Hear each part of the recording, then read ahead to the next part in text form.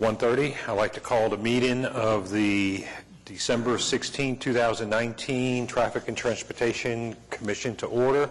Roll call, Commissioner Varnell. Here. Commissioner Littlefield. Present. Commissioner Russell. Here. Commissioner Hale. Here, sir. Commissioner Schuline. Here. Commissioner Miller. Here. Commissioner George, not available, and Commissioner Milner. Here. I'd like to have a motion concerning the minutes of the November 18, 2019 meeting, please. Motion to approve. Motion to approve from Commissioner Varnell. Do we have a second? Second. Second by Commissioner Russell. Do we have any discussion? Okay, motion to approve the minutes of the November 18, 2019 meeting from Commissioner Varnell. Second by Commissioner Russell. Votes, please. Okay, item is approved. The report on license and taxi record service will be in January.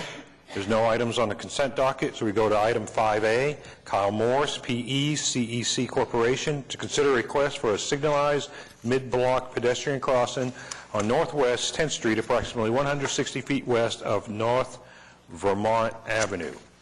Hi, sir. Can I have your name and address, and you have up to 5 minutes. Yes, Kyle Morse, CEC, 4555 West Memorial Road. And if you could fill one of these out when you're done, Sure. please. Yes, sir. We'll do after. But as you surmised there, we are hired as a civil engineer for the intersection project to provide a signalized crossing near Vermont and Northwest 10th Street, as well as some ADA improvements on the south side of the road.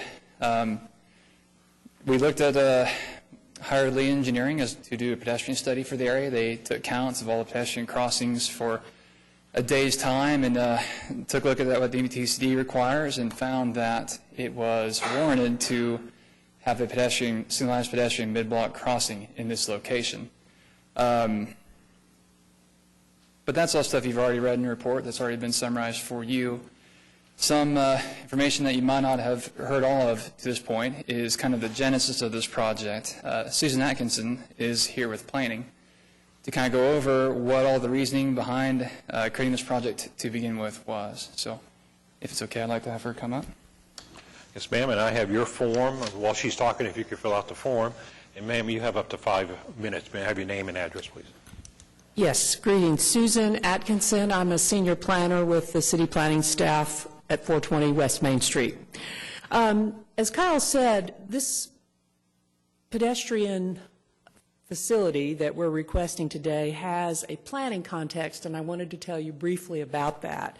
Plan OKC, the city's comprehensive plan adopted in 2015, recommended the development of some area plans, small area plans, in locations where the city needed to get some more granular information about what was going on there. And we were specifically looking for places that were showing signs of long-term disinvestment, concentrated poverty, empty storefronts, deteriorating property values, vacant and abandoned buildings, all of that bundle of concentrated evidence of decline. We're all familiar with what that looks like in different parts of town. We were also looking for locations that had some strategic significance in the sense that if we made public investments in those locations, because of their adjacency, in this case, to the urban core. This is not very far. It's just on the other side of I-44. We were looking for places where strategic public investments could really begin to move the needle and set into motion a virtuous cycle of revitalization.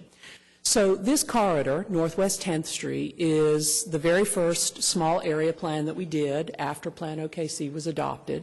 This area belongs to the city's commercial district revitalization program. They have an annual small contract with the city, and they have had for 8 or 9 years. There are very engaged business owners in this location. But one of the things that this location suffers from, and this is not unique in Oklahoma City, but because we had the opportunity to spend a couple years on the ground here, we learned this one firsthand. It suffers from being a very car-dominated part of Oklahoma City. That's not news to any of us.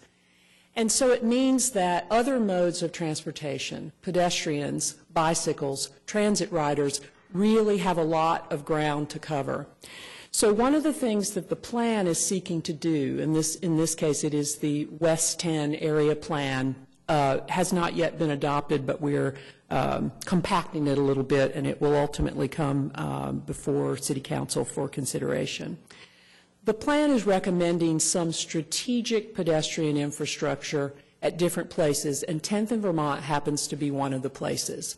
The reason for that is it may look like just any other auto-centric commercial corridor with a 40-mile-an-hour speed limit to the passerby, but for those of us whose passion is studying these corridors in granular detail, what we see is a lot of destinations that come together more or less at this intersection. Latino's Supermarket is what happened to the old Hobby Lobby on Northwest 10th Street, a very successful grocery store, full-service grocery store. There are 2 bus stops. This is the 38 route, both north and south sides of the street. The Meridian Apartments on the south side has 200 units. Elkhorn Apartments to the east of that, 17 units.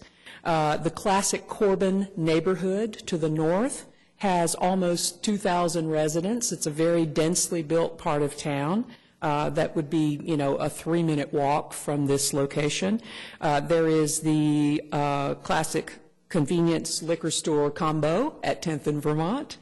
And then there is a fairly new Dollar General and O'Reilly's Auto Parts that have just been developed to the east of the grocery store shopping center. Those are a lot of destinations. And so what we're seeking to do here is make it safe for people to get across the street. And as Kyle will tell you a little bit more about, and you may have read in your staff report, the Lee Engineering report discovered that on a given day last May, 203 people were seeking to get across the street. During the peak hour from 6 to 7 p.m., that was 32 people. We definitely noticed during the 2+ years we were on the ground out here that there were always people trying to get across 4 lanes of traffic. Again, the speed limit is 40 miles an hour. So while there are periods of time in the day where pedestrians can probably safely pull off that move, it's a risky environment to get pedestrians across the street. So that's why we've made this request, and I'll be happy to answer any questions the Commission might have. All right, thank you, ma'am. Sir, did you have anything else? Maybe a less abbreviated presentation if I go back in time and do that. No, she gave a pretty good summary of the area. There's 2 bus stops, one on both sides of the roadway here, apartment complex on the south side, supermarket on the north, as well as a gas station. And, they're pretty heavy traffic on Northwest 10th. Certain times of the day, it's pretty dangerous to get across. So nothing particular. I would mention that as pedestrian signal crossing, generally, most of the time it won't be interrupting traffic. Just when there's a pedestrian, push a button, then it'll turn red, but otherwise we'll let traffic continue on unobstructed. All right, thank you very much. Anybody else wanted to speak on item 5A? All right, staff. All right, you've got our comments before you. In the recommendation section of our staff report, we note that this particular intersection would meet the manual and uniform traffic control devices criteria for the use of a signal of a type like what's described as a pedestrian hybrid beacon. There's also a supplemental report that we also referenced, which is called Improving Pedestrian Safety at Unsignalized Crossings.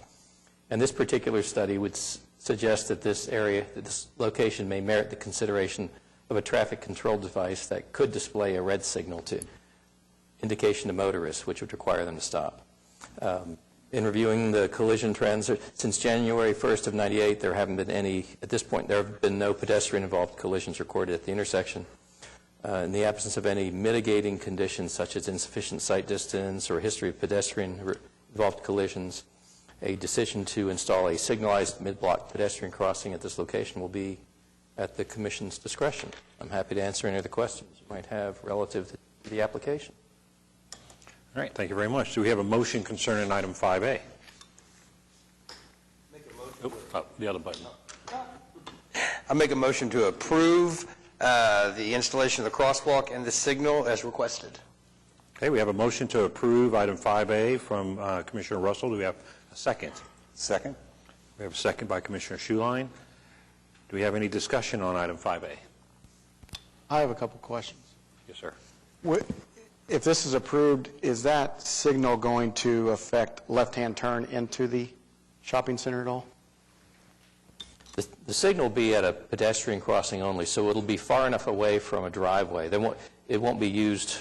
No person that's stopped at this particular location will be able to make a left turn. They have to proceed straight through. So if you're asking whether or not it will make it more or less difficult to get into a driveway, it would depend on traffic conditions, really. And the only way to trigger this signal is a pedestrian hitting a button, I would assume. That would be correct. And then you mentioned yellow or red, or what was that again about the different colors? Do we have to have anything in the motion about that, or you guys picked the right colors?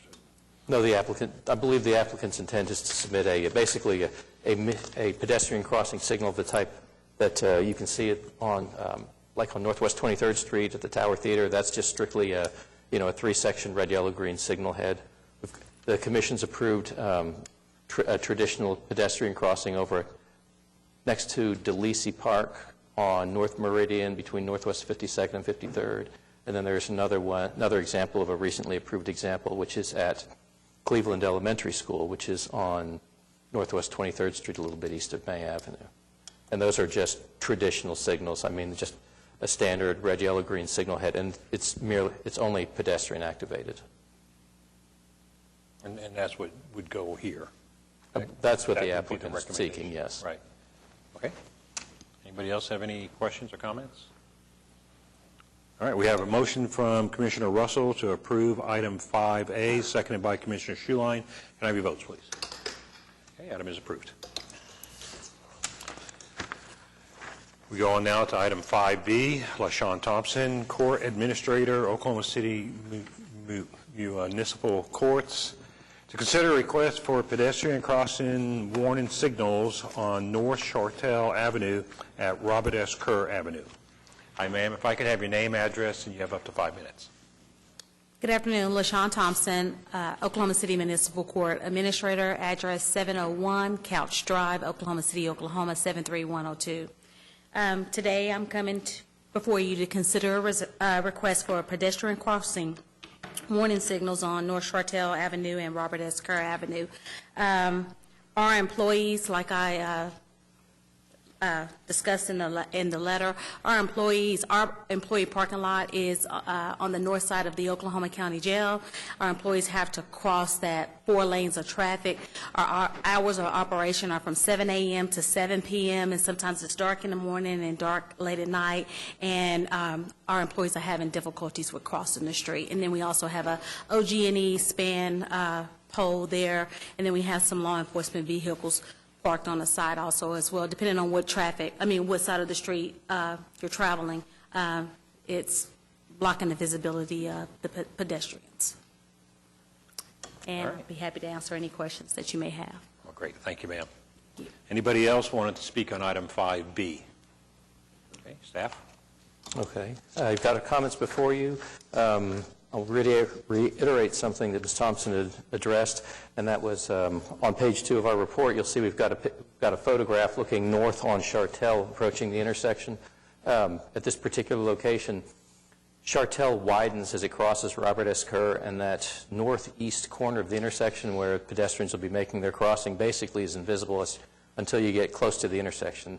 And visibility is obstructed by the fact that there's a police vehicle or law enforcement vehicle only storage area, and there's also that pole that's owned by OG&E. So that does block approaching drivers' view of pedestrians. So action on the item will be at the discretion of the commission, but at this particular location, it would probably make it would be beneficial to provide warnings to approaching motorists that there may be pedestrians in the area that they're not able to see clearly as they enter the intersection. Okay. Do we have a motion concerning item 5B? Mr. Chairman, I move the application be approved as presented. We have a motion to approve item 5B from Commissioner Schuline. Do we have a second? Second. Second from Commissioner Varnell. Do we have any talk on item 5B? So now what kind of light is this one that goes here? It's probably just a warning flasher. I mean,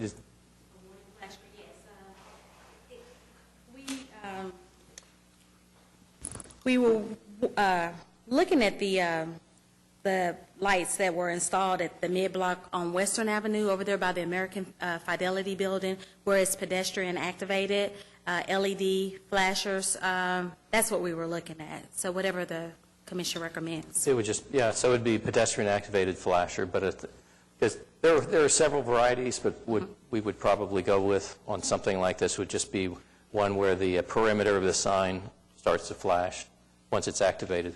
There's the one that you're describing is something called a rectangular rapid flashing beacon, and those things do have benefits. I mean, because they provide alternating yellow strobes to approaching drivers, but in evening hours, the light's almost overpowering, and an approaching driver would lose track of anything that's not reflective or emitting light. So something that's got a lesser intensity as far as visual brightness would probably be a safer bet. Okay. Okay, so in this case, you would know what actually We'll work with want the to put in. applicant. Okay, very good. All right, any other talk on item 5B? Okay, we have a motion to approve item 5B from Commissioner Schuline, seconded by Commissioner Varnell. Can I have a vote, please? Okay, item is approved. We go on now to item 5C, Billy Woodring, Villa Tessa Residences, to consider a request to remove a mid-block pedestrian crossing on North Clausen Drive, located approximately 285 feet to the northwest of the intersection of Clausen Drive, Northwest 11th Street and North Dewey Avenue. Hi, sir. If I could have your name, address, you have up to 5 minutes, and when you're done, please fill out one of these. My name's Shelby Lippert. I'm with Lippert Brothers Construction at 2211 East I-44 Service Road. I am representing Billy Woodring on this item. We are, with the new Villa Teresa Residences, are going to be installing a new entry drive that enters off of Classen Drive. There's currently 2 mid-block crossings, and the southernmost crossing comes in conflict with that new entry drive. These were previously installed for the school, which has not been in operation since 2012, and that is why we are requesting to have it removed. All right, thank you very much. Anybody else wanted to speak on item 5C? Okay, staff?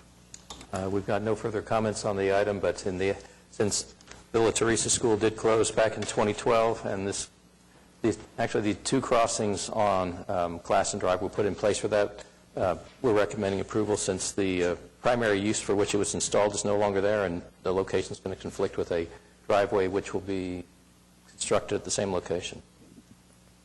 We have a motion concerning item 5C. Mr. Chairman, I move we accept the staff's recommendation and approve the application. Okay, and do we have a second for item 5C? Second. Okay, we have a second by Commissioner Littlefield and the motion to accept from Commissioner Schuline. Do we have any talk on item 5C? Okay, we have a motion. Was there a staff comment that had to be placed in the motion? Because you said as recommended by the staff. Just that staff recommended, but there was nothing that had to be added. There were no supplemental recommendations to it. Okay, just want to make sure. Okay, so we have a motion from Commissioner Schuline to approve item 5C, seconded by Commissioner Littlefield. Can I have your votes, please? Okay, item is approved. We're going now to item 5D, Colin Fleck, architect, Blancas Payne Architecture, to consider request to 1, remove metered parking on the north side of West Main Street from approximately 256 feet east to 300 feet east of the east curb line of North Broadway Avenue, and 2, establish a full-time commercial loading zone on the north side of West Main Street from approximately 256 feet east to 279 feet east of the east curb line of North Broadway Avenue. Hi, sir. Can I have your name, address? You have up to 5 minutes, and please fill out one of these forms when you're done. Okay. My name is Colin Fleck. I'm with Blancas Payne Architecture. My address is 6303 Waterford Boulevard, Suite 240. And I'm the applicant on this on behalf of Bank First Tower. We had the existing loading zone rezoned back in February, and it was just replacing what it was before the Project 180 scope was done. And then as we worked through the project and determined their needs, we identified that they needed more room for like the Cisco, Benny Keith style truck deliveries, as there's not a conventional building dock. And so where we landed was this proposed extension where we would have a jut out that would allow a truck to drop a flatbed down on grade instead of having to navigate a curb for dollies or any sort of cart. And so this just made things a lot easier. Right now the building's about half full, and when Bank First moves in, it'll be 95% full. So we expect a large increase in deliveries. Bank First is consolidating all of their operations here. Currently, they have a facility out by the airport where they receive multiple deliveries a day through box trucks and other means, and they have pallets that they have to pull off of those trucks and bring into the building. When we just established that this is the best place for that to occur on the south side of the building, where the existing loading zone was already in place. So that's why we're requesting the extension. All right, very good. Thank you. Thank you. Anybody else wanted to speak on item 5D? Okay, staff input, sir. Okay, we don't have any other supplemental recommendations relative to the application, but should the commission vote to approve the request, staff recommends that the motion include the applicant's request that the commercial loading zone be in effect on a full-time basis. Okay, do we have a motion concerning item 5D? Mr. Chairman, I move the application be approved with the staff provision that the commercial loading zone be in effect on a full-time basis. Okay, we have a motion to approve item 5D from Commissioner Schuline to include the staff recommendation of the full-time. Do we have a second? Second. Okay, we have a second from Commissioner Russell. Any discussion? Okay, motion to approve item 5D from Commissioner Schuline to include the staff recommendation of full-time, seconded by Commissioner Russell. Can I have your votes, please? Okay, item is approved. We go on now to 5E, David A. Brewer, AIA, President, DAB Architecture, to consider request to, 1, establish 60-degree angle parking within a proposed setback parking area on the north side of Northwest 2nd Street from approximately 65 feet west to 105 feet west of the west curb line of North Douglas Avenue. 2, establish 60-degree angle parking within a proposed setback parking area on the north side of Northwest 2nd Street from approximately 173 feet west to 305 feet west of the west curb line of North Douglas Avenue. 3, establish 2 reserved parking spaces for the physically disabled within the proposed setback parking area on the north side of Northwest 2nd Street from approximately 254 feet west to 278 feet west of the west curb line of North Douglas Avenue. 4, establish 60-degree angle parking within a proposed setback parking area on the west side of Northwest 2nd Street from approximately 202 feet west to 250 feet west of the west curb line of North Douglas Avenue. And 5, establish 1 reserved parking space for the physically disabled within the proposed setback parking area on the south side of Northwest 2nd Street from approximately 202 feet west to 222 feet west of the west curb line of North Douglas Avenue. Hi, sir, can I have your name, address? You have up to 5 minutes, and can you please fill out one of these forms when you're done? Yes, sir. David Brewer, DAB Architects, 5201 North Lincoln Boulevard, Oklahoma City, Oklahoma. I'm here on behalf of the client. This proposal is part of a SPUD that we've submitted to the Planning Commission already and gone through the Planning Commission process. We're requesting to rezone this area so that we can develop units that don't have parking on site. It's more of a high-density area for starter homes. The client is intending to market to individuals that are looking to be within a bikeable, walkable distance to Oklahoma City and be more of the service providers for some of the other areas that are being developed downtown, such as the convention center, not necessarily wanting to own a car, essentially. So the parking is intended for more residences and also to accommodate one of the provisions through the Planning Commission of having at least 1 stall available per unit as opposed to the required 1.5. So this is kind of a meet in the middle. The owner understands that these stalls being in the right-of-way can't be dedicated or reserved for those units.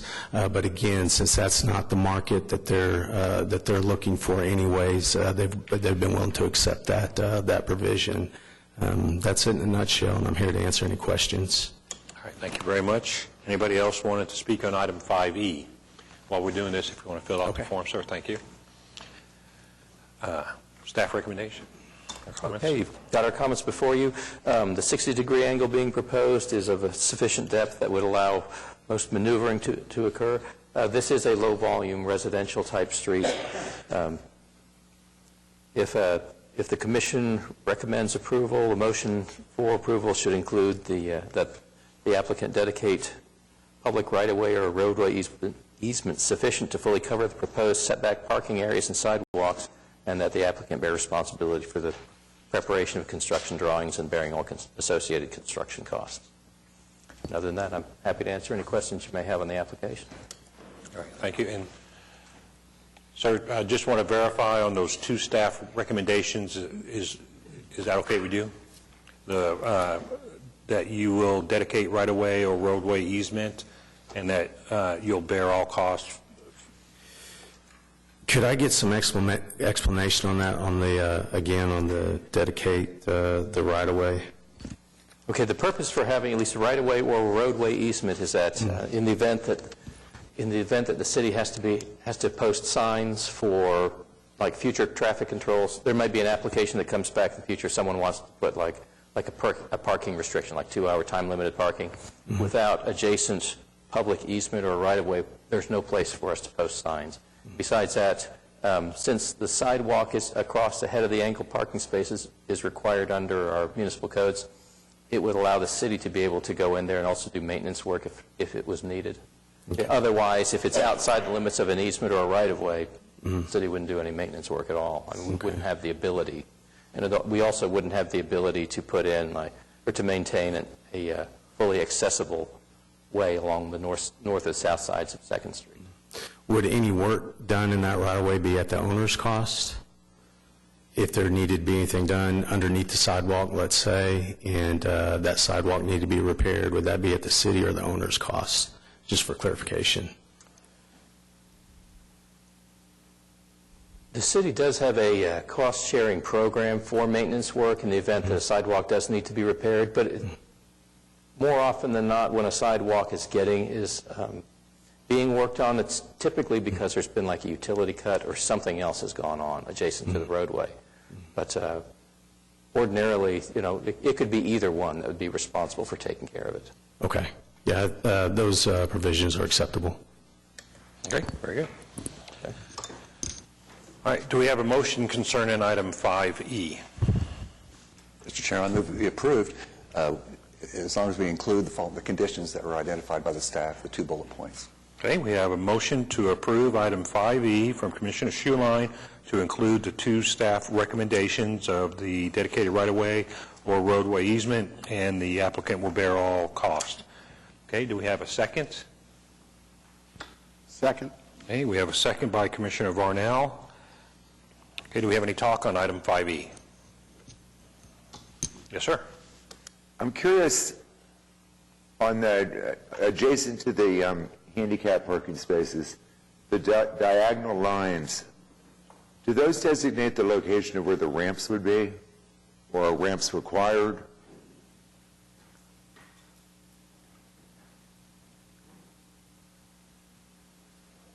Yeah, if ramps are required, that's where we would put them. That's correct.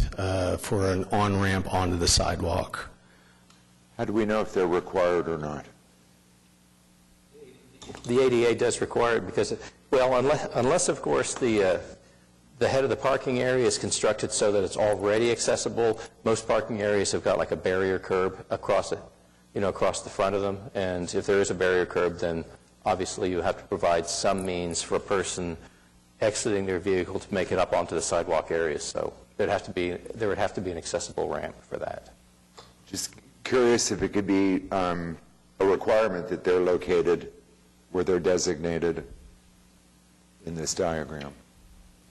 Well, they would need to be located adjacent to the spaces. Okay, thanks. Yeah, and usually that cross-hatching is indicating like an aisle, because on the north side of 2nd Street, you can see there are 2 spaces that are flanking that aisle, and that typically provides a clear path that would get you to an accessible way, whether the curb has just been omitted or whether they're providing a dedicated ramp. Thank you. All right, thank you. Any other talk on item 5E? Okay, we have a motion to approve item 5E from Commissioner Schuline, which will include the 2 staff items, dedicated right-of-way or roadway easement, and applicant bears all costs, seconded by Commissioner Varnell. Can I have your votes, please? Okay, item is approved. We'll now go on to item 5F. Seth Barkosi. Barkosi, thank you. To consider a request for all-way stop control at the Thorn Ridge Road and Red Oak Road. So you got your form. Can I have your name, address? You have up to 5 minutes, sir. Thanks. Seth Barkosi, 12121 Thorn Ridge Road. That's in the Quail Creek edition. I'm here, as you can see in the report, to try to get some speed control through our neighborhood, which I know stop signs, I've read in here, stop signs are not used for speed control, though I would argue a byproduct of a stop sign is slowing down. Selfishly, while I'm here, I have 3 kids, a 4-year-old, a 2-year-old, and a 4-month-old, who do like, obviously not the 4-month-old, but the other 2 do like running around the front yard. But for the greater good, the neighborhood in general, Quail Creek is a very large addition, a lot of street walkers, a lot of school walkers. Thorn Ridge is actually the road that Quail Creek Elementary is on, so the buses travel that. That's really what got this started, was the bus traffic excessively speeding through the neighborhood. Multiple calls to the bus barn, never got anything accomplished. So I went this route, and then, which is why I'm here today. I know there was a traffic study that was done in our neighborhood. From everything I could read, it looked like the radar detection was set up originally on Pine Ridge, which is 400 feet north of Lamp Post, which is the only stop sign from Lamp Post all the way to 122nd. That 400 feet, again, clear visibility from anyone at the stop sign. Going forward, they could see a van with flashing lights and a radar gun. So the traffic study, I don't feel, was accurately depicted as to what goes on a daily basis in that neighborhood. I compared it with, if you go over a few blocks, Quail Creek Road, which is the same setup as Thorn Ridge, a wider road with curbs. It has 4 stop signs in the same stretch that Thorn Ridge has 2. 3 of those being 3-way stops, which is what I'm here seeking. I don't know if anybody would care to see, but a handy-dandy screenshot. I don't know if anybody cares to see that. Right here is Quail Creek. You can see 4 stops. Here is Thorn Ridge.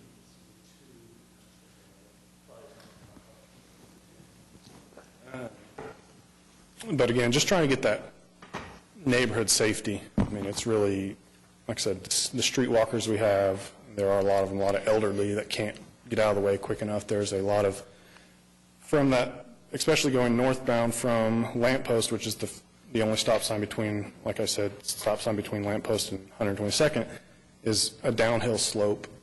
Speeds get going pretty quick. I know, again, the speed study was 61% of drivers were going over the speed limit, though most of that was a couple miles over.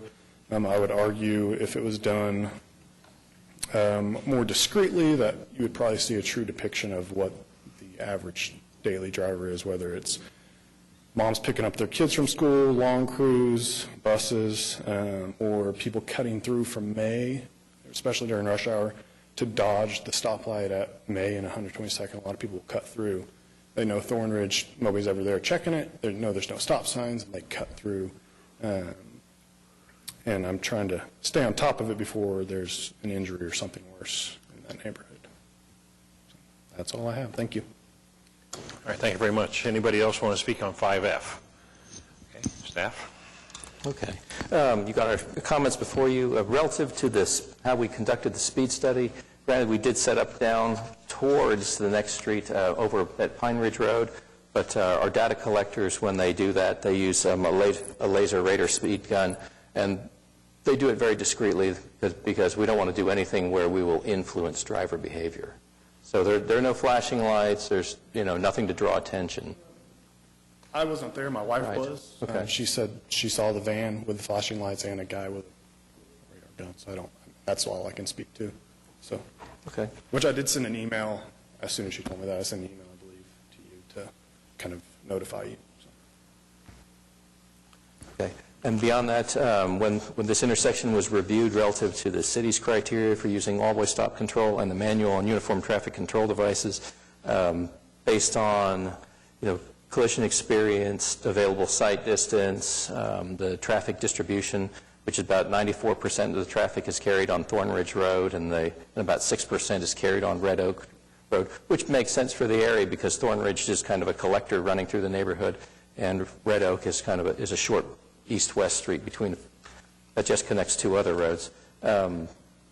This intersection was found not to meet any of the city or the MUTCD criteria for the use of all-way stop control. So action on this matter will be at the discretion of the commission. I'm happy to answer any questions that you might have about this matter. Do you have a motion concerning item 5F?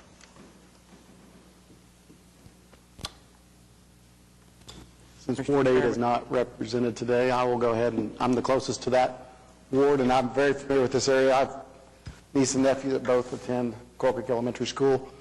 I've been in this area a lot during school hours and have a lot of knowledge of this area. So I move that we approve this motion as written. Okay, we have a motion to approve item 5F from Commissioner Varnell. Do we have a second? I'll second that. Okay, we have a second by Commissioner Russell. Any discussion? Yes, sir. You're concerned about the speeding, right? Okay. But you're asking for a four-way stop. A three-way. Okay, stop signs are used to assign right-of-way, according to the manual and uniform traffic control devices. Yes. That's to assign right-of-way at an intersection. Yours is a speeding problem. Correct. So we need to address the speeding part of it. Which I'm So you're hoping assuming the stop signs will? it will slow people down at least enough to get them, even floating a stop sign is better than going 40 miles an hour through that area. Okay, but if studies prove that people don't necessarily slow down, they speed up between stop signs to make up for time? I'm personally willing to take that chance because I've seen other stop signs on the same stretches where, yeah, they might try to speed up, but they're not going downhill. They have to, the momentum will stop, especially with the buses. That's a 30,000-pound vehicle that, I mean, it's hard for them to stop. And then the other concern I have is the road user. This is the people that's going down through there that's going to work or going somewhere. They're just human. So you got to consider them. Now you want to make all them stop? If it saves a life, yeah, I would. I mean, it's a few seconds at a A few time. seconds. Yeah, I mean, and there's a stoplight. 24 hours a day. Okay. The compliance, do you think you'll get compliance with that? But you're okay with the road stop? Everyone on footpath that I had to go get signatures were completely on board. So the surrounding neighborhood is very much in favor. Now, people that are cutting through the neighborhood, I don't really honestly care. Well, unfortunately, usually when people sign a petition, they're asked, would you favor a stop sign at such and such? Well, yeah. They don't get to ask all the other people that go through the intersection, which they should, to find out if the road user is still interested in the stop sign. But I'm just saying, we need to look at maybe some speed control devices, traffic calming devices, other than... Being what? What would you then think? to misuse what a stop sign is made for. When we do that, we disrespect for traffic control signs. All other things. Well, I'll just float through here. I never see anybody on the side street. Why did they put this here? I'll just float through it. Well, they go over to somewhere else, and by gosh, the one's needed there, and they pull out in front of it and they hit somebody. So that's why we try to keep those that are warranted. We use those devices for the places that are warranted, and we look at the other devices if it's for something else. And in this case, it sounds like it's a speeding problem, that maybe we ought to look at some kind of a traffic calming solution. Which would be, what would that? Like a speed hump or... Before I took this on, I had a neighbor before we moved in that tried to do the same thing, and his understanding was the ambulance services would not be in favor of the speed bumps through that stretch of the neighborhood. And I was not privy to that. That was, again, secondhand. That's a concern. You do want to, you worry about the emergency vehicles, depends on how, but they have designed them such now that sometimes they're in favor of them, but it just depends on where they are and if that's one of their routes or whatever. Yes, they're concerned about their response time, and if they have to slow down for a bunch of speed humps or speed bumps, well, yeah, that would be a concern too, but it's still a speeding issue. And if it's warranted for a speeding issue, then we need to look at that rather than the stop sign. You see where I'm coming from? I just hate to... I see, but I also see, I mean, again, a stop sign, most law-abiding citizens will at least come to some type of stop. And gunning it in a neighborhood is a lot harder to do than just getting momentum and going, which I know, I get you say people want to gun it from a stop sign. I understand that. But again, when you're in a neighborhood, you don't typically just pedal to the metal to catch up to speed. You're usually, but a momentum going downhill, which that stretch of road is, I mean, there's nothing stopping you from lamppost to 122nd. There's nothing slowing you down. It's a wide road. It's just, again, a safety concern for the neighborhood. I just think that maybe there's maybe some other devices that we could consider other than one that's definitely even mentioned in the manual to not be used for speed control. So for that reason, I just can't support an unwarranted stop sign, four-way stop sign on the street. It's a three-way stop sign. I just can't. Yes, sir. Well, no, we have someone who wants to speak. Let's let him come on up. No, you want to come up? Yeah, please, come on up. Let me have your name and address. You have up to 5 minutes, and please fill out one of these forms when you're done. Good afternoon. My name is Ken McCall. I live at 1163 Northwest 56th Street, zip code 73118. So I don't have any affiliation with this young man, but I in fact do know that 122nd Street is used as a thoroughway, and people are speeding in and out. They're going wherever they need to go in order to bypass that particular road. I noticed in reading this, Mr. Barkowski, is that Mr. Barkosi, thank you, requested. He didn't ask, he didn't say. He requested. So, as you said, Mr. Miller, can you hear me? As you said, Mr. Miller, this in fact needs more studying. And so he is a person who, like me, doesn't have the expertise. He's asking, he's requesting. So I really hate to see this, I would really hate to see this not approved. There's no funding here. He's asking for a request. And you have the expertise. He doesn't. I don't. So with that said, I rest. All right, thank you very much. And sir, please fill out the form, if you would, please. One of these forms. Please fill out one of these forms for us. Why do I need to fill out? It's the official record. Okay. All right, thank you. All right, over here to... Could you please come back up? I don't know where to start except with enthusiasm. We've looked at this neighborhood years prior. It's designed for cut-through. It's designed for speeding.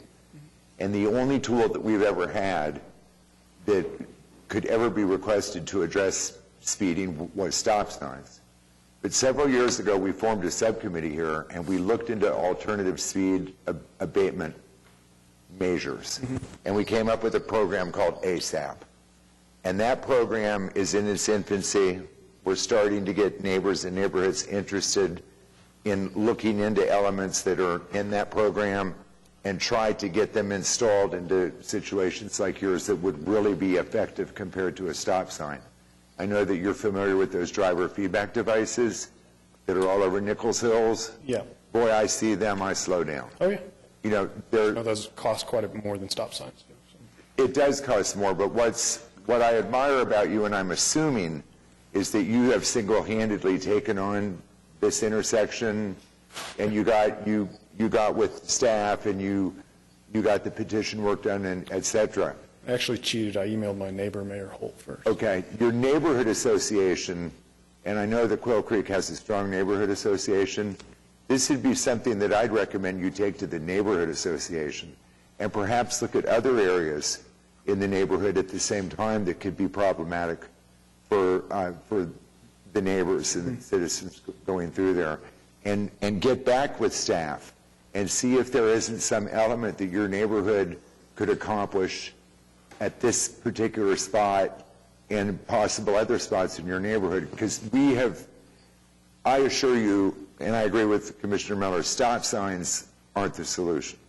In this day and age with the new technology that's out there, we'd sure like to try some of those things. Speed tables and speed humps are something, I know that staff can expand on this, I don't want to say anything wrong, but there can be designed today where emergency vehicles can straddle them. So I encourage you to get back with Stuart Chai and see if there's something that you could work out within the ASAP program. I do know, again, the example of Quail Creek Road, that was, I know people that lived on there, they had the same issue until those 3 additional three-way stops were put in, which has since drastically decreased the issues. So.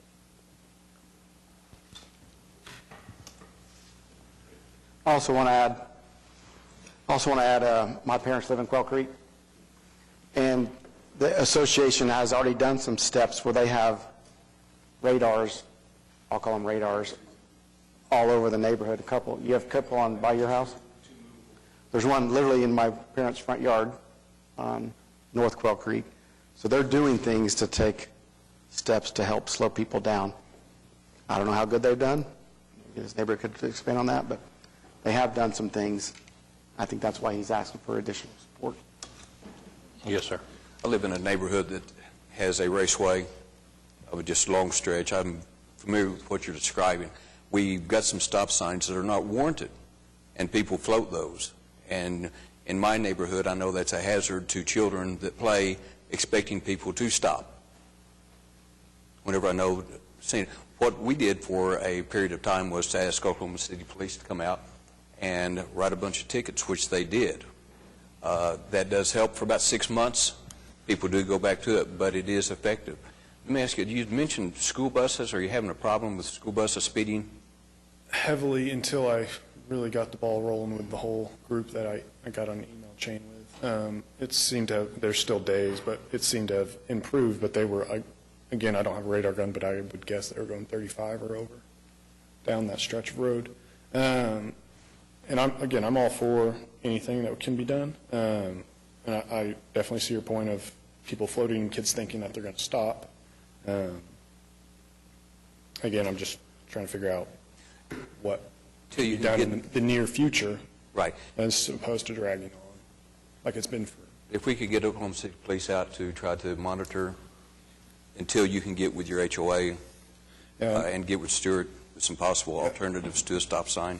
And some feedback on, we did have a police officer stop there one morning, I believe, and he again was similar to where the radar detection was set up, and not really, it's shortly after a stop sign, so you're not going to catch anybody. I think if you're further down, closer to 122nd, you can hide on I don't know what street that is. It's the one due south of 122nd. You can peek around the corner.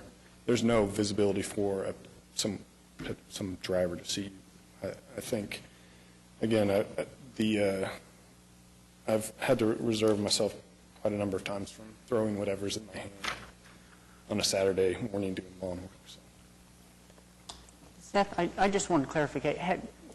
Have you already been working with your neighborhood association on this? It was brought up. I know, again, my neighbor due north of me started this, didn't get all that far. He started with the homeowners association. I also brought it up, and there was some spin up, and it just hasn't really progressed.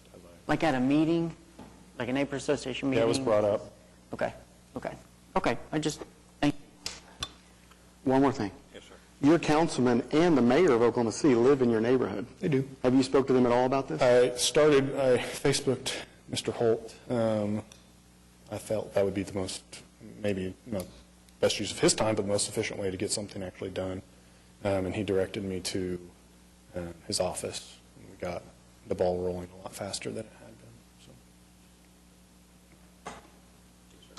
I feel it's the perfect opportunity to have staff and this gentleman or in neighborhood sit down and look at what's available in the ASAP program and see if there isn't, this wouldn't be just an ideal situation to give something a try if the neighborhood is willing to cooperate with the cost. Well, even things like narrowing by line, by mark-ins. You know how we talked about that's one thing when you have a wide open road and especially curve in downhill, to bring in white lines and make the road narrower. And therefore, because the road now looks narrower, you know, those are all different things that we've talked about as possible solutions. And of course, I'm not saying that is the only solution, but from what you're saying is the staff would go out there and work with them and look at all the items that we have that's available and see if there's something that could help to bring the speed down. Is that what you're saying? Yes. Yes. Okay. Yes, ma'am. I would just like to ask the petitioner, are you willing to, if the movement would like, to defer this for 1 month in order to allow you to have time in order to discuss other options? I'm just thinking of timing. I mean, there's, again, for the general safety, I'm willing to continue as long as I need to, which might get annoying to some people, but I'm going to keep pestering if I need to. If the stop sign is not approved, I know there's those temporary radar kind of self-check, whatever you want to call them. Are there any of those that, in the meantime, can be placed on that road? I was just thinking if you're willing to defer it for 1 month, that way your motion doesn't have to start all the way over from square one. You could just have this considered at the next meeting and still have it under discussion. And if you decide to move on to something else, that motion or that request can be put into the staff at that time. So that way you can... I wouldn't hear the vote beforehand.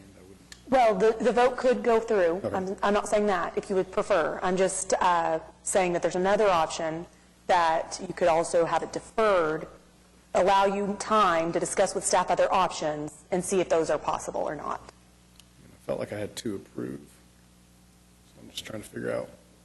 Yes, you do have, so to clarify, yes, the current motion is to approve. However, if that is defeated, then you have to start at square one with a new request to staff and start over instead of discussing and moving forward. It's just an option. Okay, sir. The attorney's talking code for this may not pass, and if it doesn't, you have to start from scratch. She is suggesting that you defer your motion until next month to give you an opportunity to let Oklahoma City Police come out and give you a chance to get with the city to see if there are some alternatives. Because you guys just want to see me in a month, don't you? Exactly. After the holidays. So, you know, we're just trying to do what's best, and as was mentioned, we've been working on this for years and years and years and years and years. This is what comes up all the time, and there was never a possibility, except for stop signs, of something to do. And so we created this working group, and they worked with the city, and they're starting to come up with some possibilities that could calm traffic in these areas, in housing areas mainly, where they've turned into raceways, as what we're saying. It's, I got to go from way over here to way over here, and it looks wide open, and that's a problem, is these things are built a little bit wider than some of the other streets, so that creates the look that you could go faster. And then people do. And then that's the problem with the people who live on those roads, is now they have to live with the faster traffic and kids out front.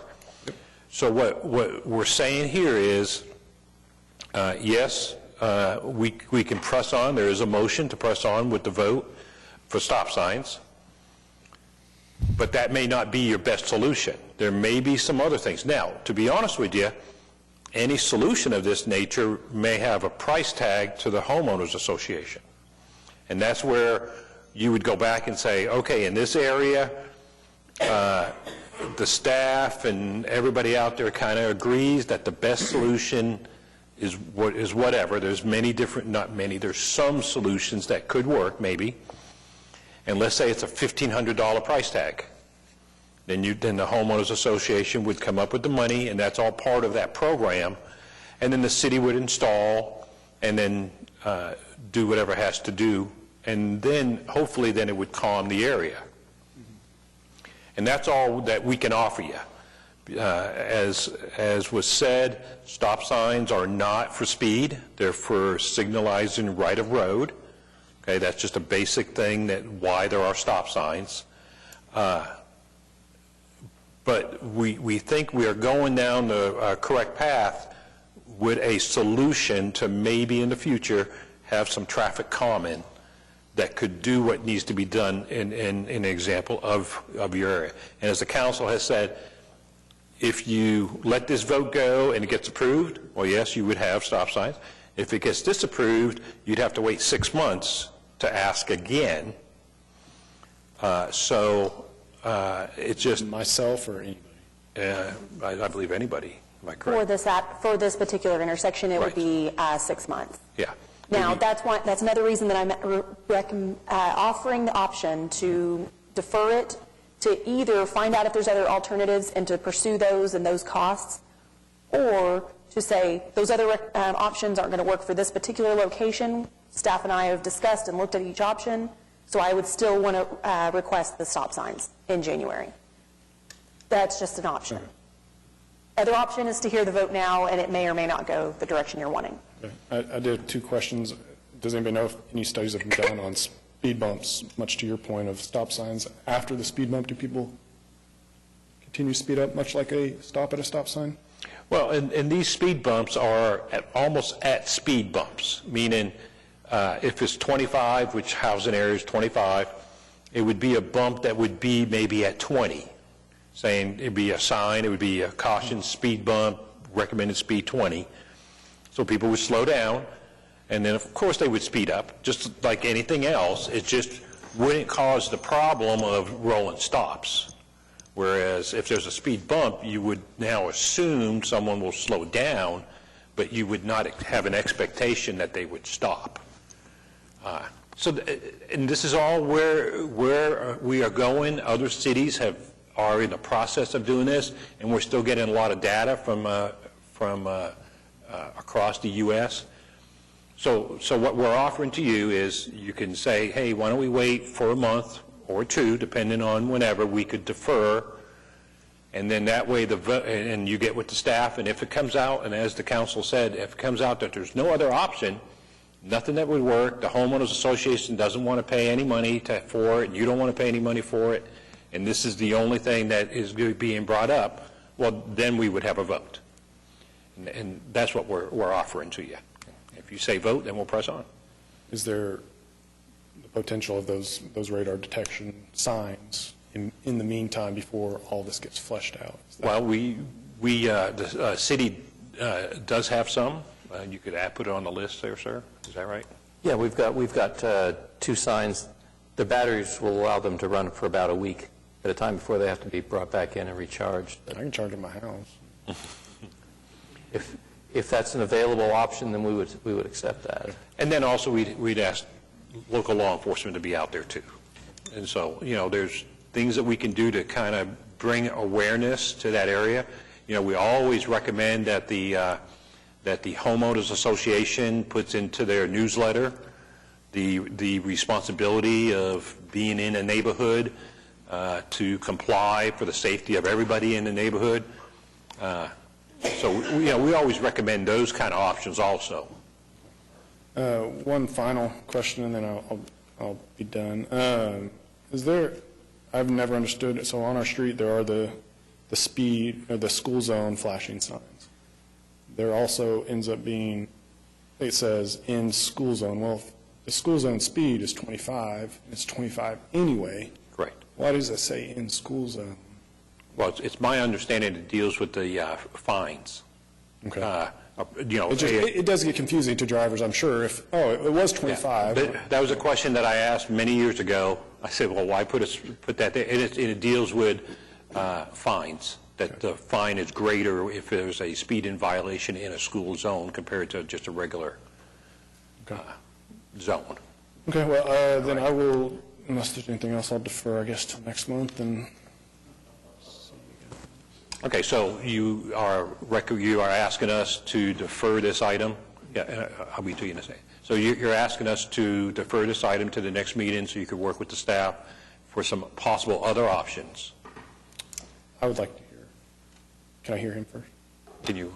All I was going to say is I'd defer for 2 months. Your school's about to be out for the next month, so you won't be seeing any increased traffic like you used to seeing. So I would, if you want to defer it, I will pull back my motion and defer it for 2 months would be my recommendation. Okay. What he said. What he said. Okay, so from Commissioner Varnell, you're removing your motion to approve item 5F, and you're asking the item to be deferred for 2 months. Correct. And then we go now to Commissioner Russell. Do you agree with that? I agree. Okay. Counselor, are we good? Okay, thank you. So we have a motion to defer item 5F for 2 months to the February meeting from Commissioner Varnell, seconded by Commissioner Russell. Can I have your votes, please? Okay, item is deferred. May I comment? Yes, please. You could be the hero in Oklahoma City with this ASAP program. You obviously care very much, you're involved, and I would love to see something on that road that does something to calm traffic. And it's there. And it's going to take a little bit of work. And you need to get with the president of your neighborhood association probably and maybe put a little bit of a meeting together where it's formal, there might be a vote, take some kind of action or something like that, and work with staff on what possible things could happen. So I'm proud of you. Thanks. Thank you. Well, feel free, if I can help in any way, feel free to, I think you have my contact info on. Right, and also, Seth, staff is going to email you the ASAP program. Okay. So you can see why it all came about, what it looks like, and some of the things that could possibly come about with it. Okay. Good, very good. Thank you, sir. All right. Thank you, guys. Okay, we go on now to item 6, comments from citizens. Do we have anybody that'd like to speak?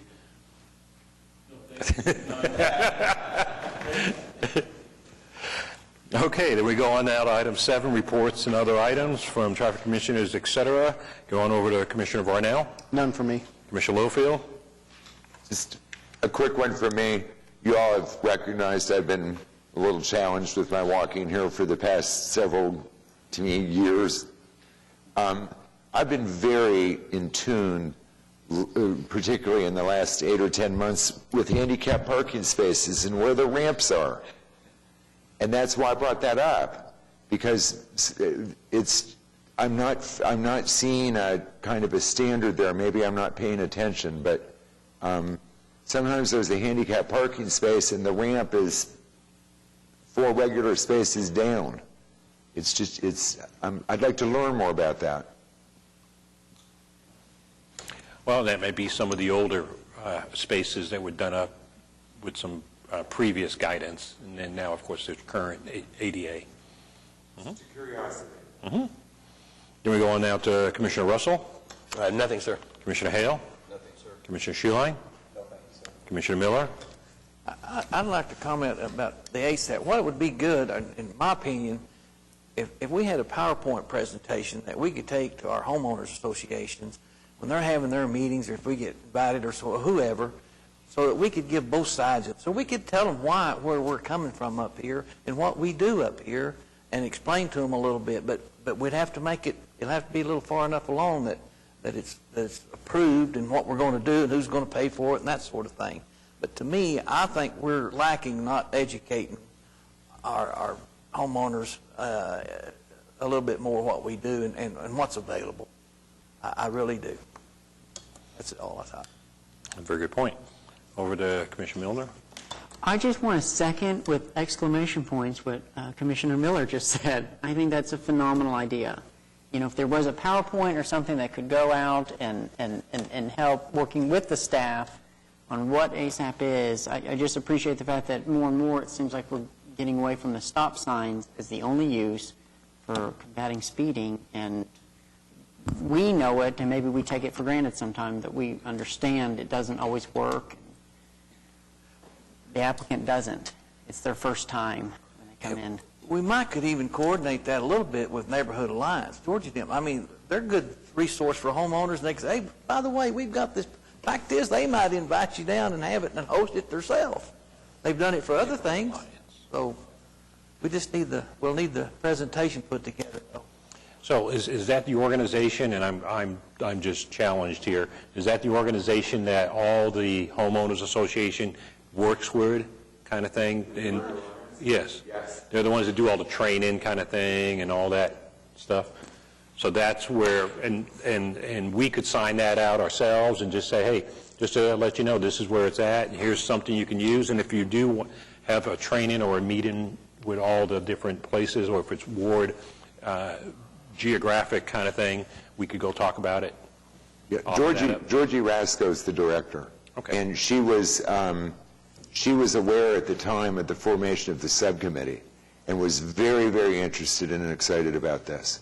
And she's also aware that it does exist and that it went through City Council. But from there, we haven't gotten really far on content.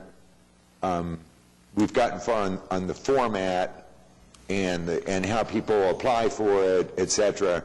But where we really need to do some work is measures, content in it. I know that we've got the driver feedback devices, but we're not real concrete there with, you mentioned street painting and those kinds of effects that can be profound. We're just not there yet. It's still growing, and we need to. It's really difficult to take a traffic calming program to the Neighborhood Alliance to present to neighborhoods that has one thing in it. Or just the fact that there is that concept is more maybe what needs to get out there. That there's a concept here that what could happen, and that the Planning Commission is worrying about it on the new neighborhoods, so hopefully that doesn't happen, that they create a road that needs this after they've already done it. Those kind of talks. Okay. All right. We went through all the commissioners. Captain? No, sir. I will ensure there's an extra patrol put out in that area and follow up with Seth to find out if there's anything missing and what we can do to assist with traffic. I think you just turned yourself on now. Thank you.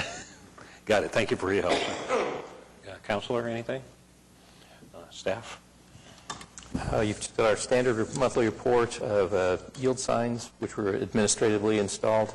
With respect to the ASAP program, as far as public outreach goes, we've got a number of materials that I think we can probably collate and make available on the city's website, which would probably reach more people more effectively than something like, they could be utilized by Neighborhood Alliance, but I mean, most people, if they're going to look for something like that, they'd probably go to the city's website. And I think we can probably cull together the resources that we've managed to gather so far and have basic information for people to learn about the program. As time permits, we also do additional research. I mean, I was just in San Antonio over the weekend, and we noticed that they have somewhat of a traffic calming program of their own, and so we've made contact with them. We're trying to gather more information, learn about their process, how they manage it, how it's funded, because every community takes a slightly different approach. Some, like the ASAP program here, is primarily a user-funded thing. A neighborhood wants something, so they'll just get authorization to do it, provided they can get support for it, and then they'll implement it. They will provide materials for the city to install, but other communities will, they allocate a certain amount of money on an annual basis, and they will rank applications that they get, or they will intake applications, and they will take care of construction, and they'll just do that until their construction funds are exhausted, and then they wait till the next year till they're refunded. So anyhow, there's a number of different ways in which this can be approached, and Right, and we'll call together more information.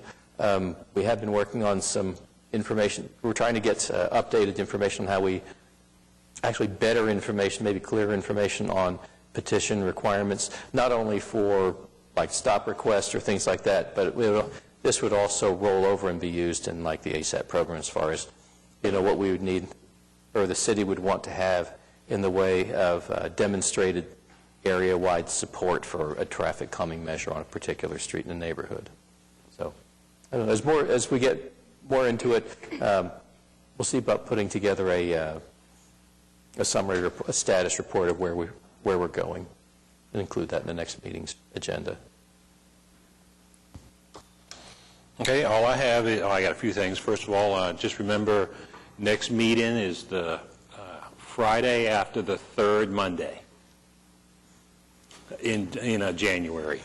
As the third Monday is Martin Luther King Day, and then we push that meeting to Friday. So just remember that. In the rest of the months, it's always that third Monday. Second of all, I'd like to say thank you to all of you, staff, everybody, for the hard work over the last year. A lot of great things have been done, a lot of hard work, okay? And I just hope that we have the same amount of good luck and doing good things as we go into the new year, and wish everybody a happy Merry Christmas and a Happy New Year. Anybody else have anything for the Traffic Commission? All right, we stand adjourned.